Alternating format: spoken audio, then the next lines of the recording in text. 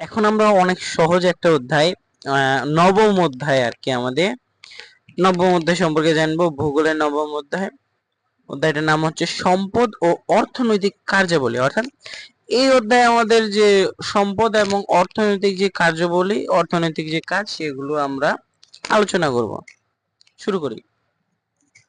মানুষের প্রাত্যহিক চাহিদা মেটানোর জন্য সম্পদ প্রয়োজন এবং এটি অর্থনীতির একটি গুরুত্বপূর্ণ উপাদান। সম্পদের ব্যবহারের ভিত্তিতে পৃথিবীর বিভিন্ন দেশের মানুষ ভৌগোলিকভাবে কোন কোন ধরনের অর্থনৈতিক কার্যাবলীর সঙ্গে জড়িত তা জানা যাবে। আর এ থেকে জানা যাবে বিশ্বের বিভিন্ন দেশের মানুষ কি ধরনের অর্থনৈতিক কর্মকাণ্ডের সঙ্গে জড়িত, আর শিল্প গড়ে ওঠে কোন কোন নিয়ামক এর উপর, বিভিন্ন পণ্যের আমদানি রপ্তানির ভারসাম্যহীনতা কেন হয় তাও আমরা কি করতে পারবো, জানতে পারবো। তাহলে আমরা আসি সম্পদের ধারণা। সম্পদের ধারণাটা আগে নিই। সম্পদের ধারণাটা হলো যা কিছু নির্দিষ্ট প্রযুক্তি, অর্থনৈতিক এবং আমি আবার শুরু করছি। যা কিছু নির্দিষ্ট প্রযুক্তি, অর্থনীতি এবং সামাজিক অবস্থায় ব্যবহার করা যায় তাই সম্পদ। সম্পদ কি? যা কিছু নির্দিষ্ট প্রযুক্তি, অর্থনীতি এবং সামাজিক অবস্থায় ব্যবহার করা যায় তাই সম্পদ। পেট্রোলিয়াম, যেটা খনিজ তেল, এটার ব্যবহার এবং উত্তোলন জানা সঙ্গে সঙ্গে এটি কোন ধরনের গুরুত্বপূর্ণ, এটি একটি রাষ্ট্রের গুরুত্বপূর্ণ সম্পদ আর কি। তো পেট্রোলিয়াম কি? একটা খনিজ তেল। এটা কেন, মানে কেন গুরুত্বপূর্ণ? এটা রাষ্ট্রের একটা গুরুত্বপূর্ণ সম্পদ। অবস্থানগত কারণে কোনো ভূমির মূল্য কম বেশি হয়, তেমনি ব্যবহার জানার পর অপ্রয়োজনীয় বস্তুর প্রয়োজন হয়। এভাবেই কোনো বস্তু মূল্যবান সম্পদে পরিণত হয়। এ কথার বস্তুর কার্যকারিতাই সম্পদ। আচ্ছা, সম্পদের শ্রেণীবিন্যাস। সম্পদ কয় রকম ও কি কি, এটার জন্য আমরা ভালোভাবে পর্যবেক্ষণ করতে পারি। সম্পদের প্রাথমিকভাবে তিন ভাগে ভাগ করা যায়: প্রাকৃতিক, মানব, অর্থনৈতিক। তাহলে সম্পদ কয় ধরনের? সাধারণত তিন ধরনের: প্রাকৃতিক, সামাজিক, অর্থনৈতিক। বা প্রাকৃতিক প্রাকৃতিক সম্পদ, মানব সম্পদ, অর্থনৈতিক সম্পদ। ফাইনাল। প্রাকৃতিক সম্পদের আবার তিন ভাগ করা যায়। বিজ্ঞানীদের মতে অনবায়নযোগ্য সম্পদ ধীর গতিতে সৃষ্টি হয় এবং তাদের সরবরাহের পরিমাণ সীমাবদ্ধ। অনেক সম্পদ আছে যেগুলো সময়ে উত্তরণে কোনোভাবেই প্রভাবিত হয় না, যেমন কয়লার মজুদ অথবা আকরিক ধাতু। আবার অনেক সম্পদ সময় উত্তোলন ধ্বংসপ্রাপ্ত হয়, যেমন চুয়ানের মাধ্যমে প্রাকৃতিক গ্যাসের মজুদ হ্রাসপ্রাপ্ত হয়। নবায়নযোগ্য সম্পদ বলতে বোঝাবে শেষ জাতীয় সম্পদ যা মূলত পুনঃসংগঠনশীল, মানে হচ্ছে রিসাইকেল বলতে পারি আমরা, কিন্তু সময়ের ব্যবধানে তা বিশেষভাবে পরিবর্তনশীল। এর উৎকৃষ্ট উদাহরণ হচ্ছে জলবিদ্যুৎ। অন্যদিকে জনসংখ্যাকে উপযুক্ত শিক্ষা ও প্রশিক্ষণের মাধ্যমে মানব সম্পদে পরিণত করা যায়। এখন আমরা একটু ভালোভাবে যদি বলতে চাই, আমি একটা নিয়ে, আচ্ছা, সম্পদের শ্রেণী বিভাগ নাকি। সম্পদ হচ্ছে তিন প্রকার: প্রাকৃতিক, মানব, অর্থনৈতিক। অর্থাৎ প্রাকৃতিক সম্পদ, মানব সম্পদ, অর্থনৈতিক সম্পদ গেল। প্রাকৃতিক সম্পদ হচ্ছে আবার দুই প্রকার ছকের মধ্যে, কিন্তু নবায়নযোগ্য, অনবায়নযোগ্য। আচ্ছা, নবায়নযোগ্য আর অনবায়নযোগ্য কি আমরা একটু আগে পড়েছি। নবায়নযোগ্য মানে হচ্ছে যেটা একবার ব্যবহার করার পর আমরা পুনরায় তা ব্যবহার করতে পারবো বা রিসাইকেল, সেটাকে আমরা নবায়নযোগ্য বলবো। আর অনবায়নযোগ্য মানে প্রাকৃতিক দিক থেকে যেগুলো আমরা একবার ব্যবহার করার পর সেগুলো শেষ হয়ে যাবে, দ্বিতীয়বার ব্যবহার করতে পারবো না। তাহলে আমরা কয়েকটা জিনিস জেনে নিই নবায়ন এবং অনবায়নযোগ্য।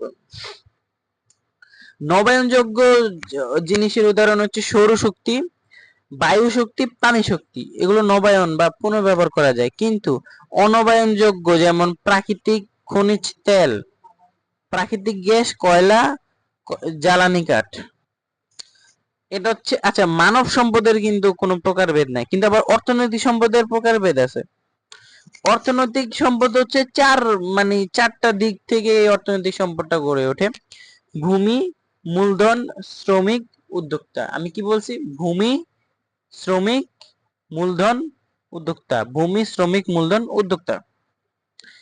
আচ্ছা, সম্পদ সংরক্ষণের উপায়। সম্পদটা তো সংরক্ষণ করতে হবে, তাই না? সম্পদ সংরক্ষণের অর্থ প্রাকৃতিক সম্পদের এমন ব্যবহার যাতে ওই সম্পদ যথাসম্ভব অধিক সংখ্যক লোকের দীর্ঘ সময়ব্যাপী সর্বাধিক মঙ্গল নিশ্চিত করতে সহায়ক। অর্থাৎ সম্পদ সংরক্ষণ বলতে কি সম্পদকে আমরা কি লুকিয়ে রেখে দিব? না, এটা এরকম না। সম্পদ সংরক্ষণ বলতে প্রাকৃতিক সম্পদের এমন একটা ব্যবহার যে ব্যবহারে এটা যথাসংখ্যক অধিকবার ব্যবহার করা যাবে এবং অনেক সময় দীর্ঘ সময়ব্যাপী সর্বাধিক মঙ্গল নিশ্চিত হবে, সেটাকে আমরা সম্পদ সংরক্ষণ বলতে পারি। সংরক্ষণ ধারণার অপর নাম জীবনাচরণ। তাহলে সম্পদ সংরক্ষণের অন্যতম একটা নাম কি? জীবনাচরণ। শিক্ষা, মানবিক বৃত্তি, সত্যাচরণ, ন্যায় বিধান, সত্যানুসন্ধান, কর্তব্যপরায়ণতা বা প্রকৃতির প্রতি ভালোবাসার অপর নাম সংরক্ষণ। অর্থনীতিবিদদের মতে সম্পদ অসীম নয়, সসীম। তাহলে অর্থনীতিবিদদের মতে সম্পদ কি? সসীম, অর্থাৎ শেষ আছে যার, কিন্তু অসীম না, যে শেষ নাই। তাই সম্পদ ব্যবহারে উত্তম ব্যবস্থাপনা অত্যন্ত জরুরি। উত্তম ব্যবস্থাপনার মাধ্যমে নবায়নযোগ্য সম্পদের বৃদ্ধি সম্ভব। পরিবেশগত ব্যবস্থাপনায় উত্তম ব্যবস্থাপনা অনবায়নযোগ্য সম্পদ সম্পূর্ণরূপে ধ্বংস হতে পারে, যেমন তেল পোড়ানো, কিন্তু নবায়নযোগ্য সৌরশক্তিতে কাজে লাগিয়ে সৌর বিদ্যুৎ এবং পানি শক্তিকে কাজে লাগিয়ে জলবিদ্যুৎ শক্তি উৎপাদন করলে পরিবেশের কোনো কি ক্ষতি হবে? না, ক্ষতি হবে না। এছাড়া বিভিন্ন ব্যবহৃত বস্তুকে রিসাইকেলিং করে পুনরায় সম্পদ রূপে ব্যবহার করা হয়, এতে সম্পদের কি হয় না? অপচয় হয় না। পৃথিবীর বিভিন্ন সম্পদের বাছাইকরণ অর্থাৎ একের পরিবর্তে অন্যটির গুরুত্ব অনুধাবনের মাধ্যমে সম্পদের উপযোগিতা বৃদ্ধি করা সম্ভব। অজৈব সারের প্রয়োগে প্রাথমিকভাবে ফলন বাড়লেও পরবর্তীতে অধিক সারের প্রয়োগ জমির ক্ষতি সাধন হয়। এরূপ ক্ষেত্রে জৈবিক সারের বৃদ্ধি সাধনের ব্যাপারটি চিন্তা করা যায়। কৃষি মৃত্তিকা রক্ষা করার জন্য বিভিন্ন রকমের মৃত্তিকা সংরক্ষণ পদ্ধতির ব্যবহার করা যেতে পারে, যেমন সোপান চাষ ও শস্য আবর্তন। এছাড়া অকৃষি অঞ্চলে বনায়নের মাধ্যমে মৃত্তিকাকে সংরক্ষণ করা যায়। তাই বাংলাদেশের ভূমি, পানি, বিভিন্ন খনিজ ও প্রাকৃতিক পরিবেশ রক্ষায় সকলকে সচেতন হওয়া উচিত এবং এগুলোর অপচয় রোধ করা গেলে আমাদের সম্পদের স্থায়িত্ব কিন্তু বৃদ্ধি পাবে। এক্ষেত্রে 3R সম্পদ সংরক্ষণের ক্ষেত্রে প্রযোজ্য। 3Rটা কি? তিনটা আর মানে তিনটা শব্দ। Reduce, reuse, recycle. রিডিউস মানে জানি, রিইউজ মানে আবার ব্যবহার, আর রিসাইকেল মানে পুনর্ব্যবহার, একই জিনিস। সম্পদ সংরক্ষণের সম্পদের ব্যবহার হ্রাস, সম্পদের এই যে আমি এতক্ষণ যে ইংরেজি বললাম সেটা রিডিউস, সম্পদের ব্যবহার হ্রাস, তারপরে রিইউজ সম্পদের পূর্ণ ব্যবহার এবং রিসাইকেল সম্পদের পুনর্নবায়ন, এই তিন পদ্ধতির ব্যবহার কি জরুরি। এখন আমরা সম্পদের অর্থনৈতিক কর্মকাণ্ড সম্পর্কে একটু জেনি। পণ্য সামগ্রী ও সেবা কাজের উৎপাদন, বিনিময় এবং ব্যবহারের সঙ্গে সম্পর্কযুক্ত যে কোনো মানবীয় আচরণের প্রকাশই অর্থনৈতিক কর্মকাণ্ড। অর্থনৈতিক কর্মকাণ্ড তিন ভাগে বিভক্ত: প্রথম পর্যায়ে, দ্বিতীয় পর্যায়ে, তৃতীয় পর্যায়ে। আচ্ছা, প্রথম পর্যায়ে কি? আচ্ছা, এটা কিন্তু অনেক গুরুত্বপূর্ণ। অর্থনৈতিক কর্মকাণ্ড কয় ভাগে বিভক্ত? তিন ভাগে, এটা আমরা সবাই জানি, কিন্তু এই তিন ভাগটা কি সেটা কিন্তু আমরা জানি না, সেটা এখন পড়া লাগবে। আচ্ছা, অর্থনৈতিক কর্মকাণ্ড কিভাবে গড়ে ওঠে সেটা তো জানা লাগবে, সেটা একটু জেনে। পণ্য সামগ্রী ও সেবা কার্যের উৎপাদন, বিনিময় এবং ব্যবহারের সঙ্গে সম্পর্কযুক্ত যে কোনো মানবীয় আচরণের প্রকাশই অর্থনৈতিক কর্মকাণ্ড। তাহলে প্রথম পর্যায়ের অর্থনৈতিক কর্মকাণ্ড একটু জেনে আসি আমরা। প্রথম পর্যায়ে অর্থনৈতিক কর্মকাণ্ডর মানুষ প্রকৃতির সঙ্গে সরাসরি কাজ করে। কৃষিকাজের ক্ষেত্রে মানুষ বীজ বপন করে, এই বীজকে অঙ্কুরিত করে শস্য পরিণত করে। প্রকৃতির এই অবদান মানুষ পুরস্কার স্বরূপ গ্রহণ করে। মূল সংজ্ঞাটায় আসি। পশু শিকার, মৎস্য শিকার, কাঠ সংগ্রহ, পশুপালন, খনিজ উত্তোলন এবং কৃষিকার্য ভিত্তিক সকল কাজই প্রথম পর্যায়ের অর্থনৈতিক কর্মকাণ্ডের সাথে সম্পৃক্ত। বাংলাদেশের অধিকাংশ মানুষ প্রথম পর্যায়ের অর্থনৈতিক কর্মকাণ্ডের সঙ্গে জড়িত, কারণ বাংলাদেশের গ্রামের মানুষ কি করে? কৃষিকাজ করে। দ্বিতীয় পর্যায়ের অর্থনৈতিক কর্মকাণ্ড। দ্বিতীয় পর্যায়ের অর্থনৈতিক কর্মকাণ্ডে মানুষ তার প্রথম পর্যায়ের কর্মকাণ্ড দ্বারা উৎপাদিত সামগ্রীকে প্রক্রিয়ার মাধ্যমে গঠন করে, আকার পরিবর্তন করে এবং উপযোগিতা বৃদ্ধি করে। অর্থাৎ দ্বিতীয় পর্যায়ে অর্থনৈতিক কর্মকাণ্ড মানে হচ্ছে প্রথম পর্যায়ে যে অর্থনৈতিক কর্মকাণ্ড, সেটাকে আমরা কি করি? মানে কর্মকাণ্ড দ্বারা উৎপাদিত সামগ্রীকে প্রক্রিয়ার মাধ্যমে গঠন করি, আকার পরিবর্তন করি এবং উপযোগিতা বৃদ্ধি করি, মানে গুণাগুণ বৃদ্ধি করি, একটু আপডেট করি। যেমন খনিজ লৌহ আকরিক উত্তোলন করে তা থেকে লৌহ শলাক, পেরেক, টিন, ইস্পাত ও অন্যান্য প্রয়োজনীয় দ্রব্য পরিণত করা হয়। রন্ধন কার্য থেকে আরম্ভ করে অত্যন্ত জটিল যন্ত্রপাতি প্রস্তুতকরণ সকল প্রকার কার্যই দ্বিতীয় পর্যায়ের অর্থনৈতিক কর্মকাণ্ড। এখন আমরা তৃতীয় পর্যায়টা জানি, এটা মোস্ট ইম্পর্টেন্ট। তৃতীয়টা জানার আগে কিছু জিনিস আমাদের জানা উচিত। তৃতীয় পর্যায়ের অর্থনৈতিক কর্মকাণ্ডে মানুষ প্রথম ও দ্বিতীয় পর্যায়ের কর্মকাণ্ড থেকে উৎপাদিত বস্তুসমূহের উপযোগিতা বৃদ্ধি, মানে গুণাগুণ বৃদ্ধি এবং সেবা কার্য সম্পাদন করে।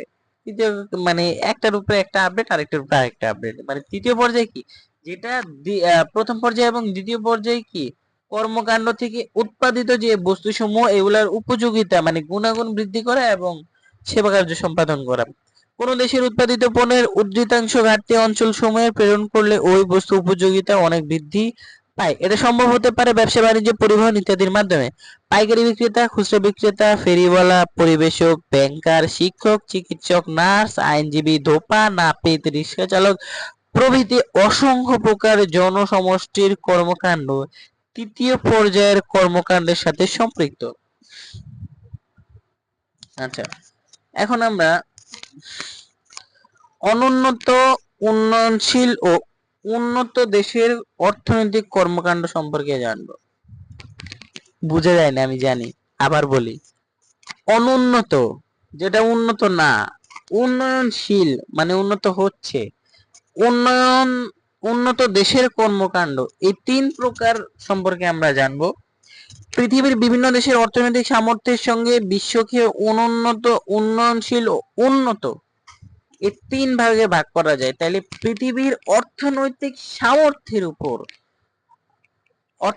সামর্থ্যের উপর বিশ্বকে কয় ভাগে ভাগ করা হয়? অনুন্নত, উন্নয়নশীল, উন্নত। তাইলে অনুন্নত মানে কি? যেটা উন্নয়ন হয় নাই। উন্নয়নশীল মানে উন্নয়নের কাজ চলছে, এবং উন্নত মানে উন্নয়ন কাজ শেষ আর কি। এই তিন ভাগে ভাগ করা যায়।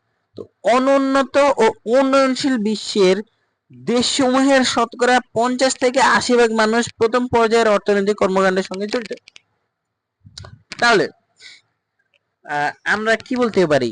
এটা প্রশ্ন আসতে পারে, অনুন্নত ও উন্নয়নশীল বিশ্বের দেশসমূহের শতকরা কত ভাগ থেকে কত ভাগ মানুষ প্রথম পর্যায়ের কর্মকাণ্ডের সঙ্গে জড়িত?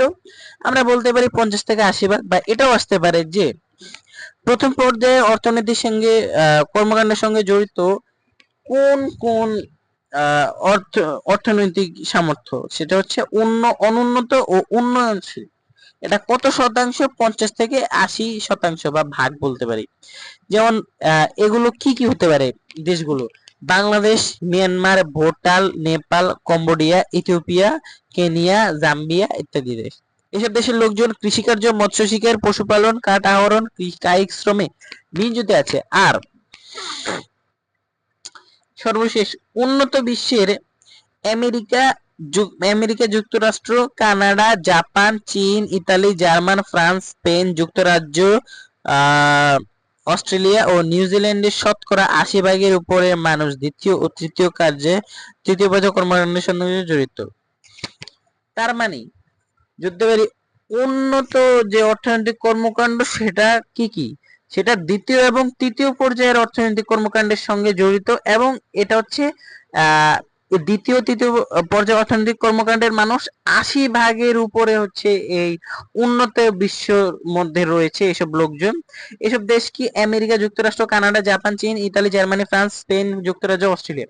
এগুলো হচ্ছে কি, এগুলো উন্নত। আর উন্নয়নশীল বা অনুন্নত হচ্ছে Bangladesh, Myanmar, Bhutan, Nepal, Cambodia, Ethiopia, Kenya, Zambia ইত্যাদি দেশ। আচ্ছা, যেমন কারখানা শ্রমিক, শিক্ষক, চিকিৎসক, প্রকৌশলী, নার্স, ব্যবসা, সাংস্কৃতিক কর্মকাণ্ড, রাজনীতিক, গবেষণা ও জনসেবায় নিয়োজিত থাকে। এরা হচ্ছে উন্নত দেশের মানুষ বা দ্বিতীয় ও তৃতীয় পর্যায়ে কর্মকাণ্ডের মানুষ। আচ্ছা, এসব দেশে শিক্ষার হার, জীবনযাত্রার মান মাথাপিছু দেশের উন্নত ও অনুন্নত উন্নয়নশীল দেশের তুলনায় অনেক বেশি। শিল্প গড়ে ওঠার নিয়ামক, অর্থাৎ সম্পদ, যেখানে শিল্প নেই সেখানে সম্পদ নাই, যেখানে সম্পদ নেই সেখানে শিল্প নাই। তো শিল্প গড়ে ওঠার নিয়ামক রয়েছে। কি কি নিয়ামক সেগুলো আমরা বলি। শিল্প প্রাকৃতিক অর্থনৈতিক নিয়মের উপর ভিত্তি করে। প্রাকৃতিক নিয়ামত গুলো কি কি? প্রাকৃতিক নিয়ামত গুলো হচ্ছে 10টা। কি কি?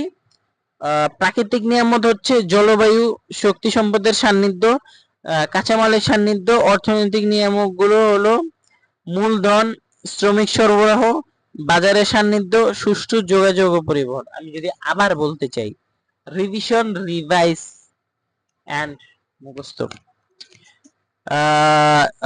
প্রাকৃতিক নিয়ামক গুলো হলো জলবায়ু, শক্তি সম্পদের সান্নিধ্য, কাঁচামালের সান্নিধ্য, এবং অর্থনৈতিক নিয়ামক যেগুলো সেগুলো হলো মূলধন, শ্রমিক সরবরাহ, বাজারের সান্নিধ্য, সুষ্ঠু যোগাযোগ, পরিবহন ব্যবস্থা, আধুনিক প্রযুক্তির ব্যবহার, সরকারি নিয়োগ নীতি, স্থিতিশীল রাজনৈতিক অবস্থা ইত্যাদি। আচ্ছা, প্রাকৃতিক নিয়ামক গুলো কি কি? প্রাকৃতিক নিয়ামক গুলো সম্পর্কে একটু আমরা আলোচনা করি। প্রাকৃতিক নিয়ামক ষোলো, এগুলো মুখস্থ করতে হবে। আমি আবারও বলছি, সম্পদের প্রাকৃতিক নিয়ামক গুলো একটু আমাদের মুখস্থ করতে হবে। সেগুলো কি কি? জলবায়ু, শক্তি সম্পদের সান্নিধ্য, কাঁচামালের সান্নিধ্য। তাহলে তিনটা, কয়টা? সম্পদের প্রাকৃতিক নিয়ামক তিনটা: জলবায়ু, শক্তি সম্পদের সান্নিধ্য, তাহলে জলবায়ু, শক্তি সম্পদের সান্নিধ্য এবং কাঁচামালের সান্নিধ্য। তাহলে কি তিনটা: জলবায়ু, শক্তি সম্পদের সান্নিধ্য, কাঁচামালের সান্নিধ্য। আচ্ছা, এবার অর্থনৈতিক নিয়ামক সমূহ একটু আমরা আলোচনা করি। মূলধন, শিল্প স্থাপনে মূলধনের প্রভাব বিশেষ উল্লেখযোগ্য, কারণ ভূমি ও কারখানার যন্ত্রপাতি ক্রয়, শ্রমিকের বেতন এবং পরিবহন ব্যবস্থা প্রভৃতির জন্য প্রচুর অর্থের প্রয়োজন হয়। এর আগে আমরা আরেকটা জিনিস প্রয়োজন, সেটা হচ্ছে মূলধন, শ্রমিক সরবরাহ, বাজারের সান্নিধ্য। এগুলো কি? এগুলো হচ্ছে অর্থনৈতিক নিয়ামক সমূহ। তাহলে অর্থনৈতিক নিয়ামক সহ কি কি? মূলধন, শ্রমিকের সরবরাহ, বাজারের সান্নিধ্য। তাহলে মূলধন, শ্রমিকের